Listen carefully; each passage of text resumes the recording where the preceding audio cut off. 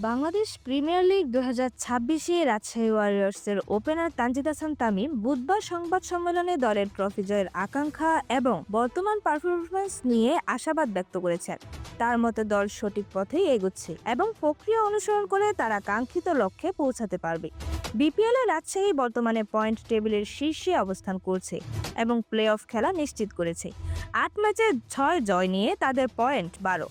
তামিম তার বক্তব্যে বলেন, হ্যাঁ অবশ্যই আলহামদুলিল্লাহ। দেখুন, আমরা যে লক্ষ্য নিয়ে প্রথম থেকে এগোচ্ছিলাম, হয়তোবা একটি দুটি ম্যাচ আমাদের অনুকূলে ছিল না। আমরা সেই নির্দিষ্ট দিনে নিজেদের দক্ষতা দেখাতে পারিনি, এজন্য হেরে গিয়েছি।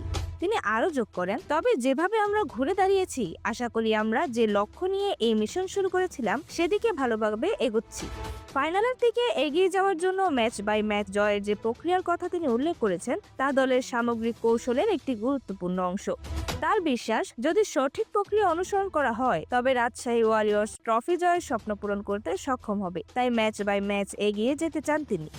শিরোপা জয়ের আত্মবিশ্বাস নিয়ে তামিম বলেন, সবকিছুতে একটি প্রক্রিয়া আছে, সুতরাং আমরা যদি প্রথমেই চিন্তা করি যে আমরা ট্রফি জিতবো, তাহলে হয়তোবা হবে না। আমাদের ম্যাচ বাই ম্যাচ এগোতে হবে, প্রত্যেকটি ম্যাচ জিততে হবে। সামনে কোয়ালিফায়ার আছে, সেখানে জিততে হবে, তারপর ফাইনাল। তামিম আরো বলেন, আশা করি যে আমরা যে লক্ষ্য নিয়ে এখানে এগোচ্ছি, খুব ভালোভাবেই আমরা ট্রফির দিকে যাচ্ছি। আশা করব যে প্রক্রিয়া যদি সবকিছু ঠিকঠাক থাকে, তাহলে ইনশাল্লাহ ভালো কিছুই হবে।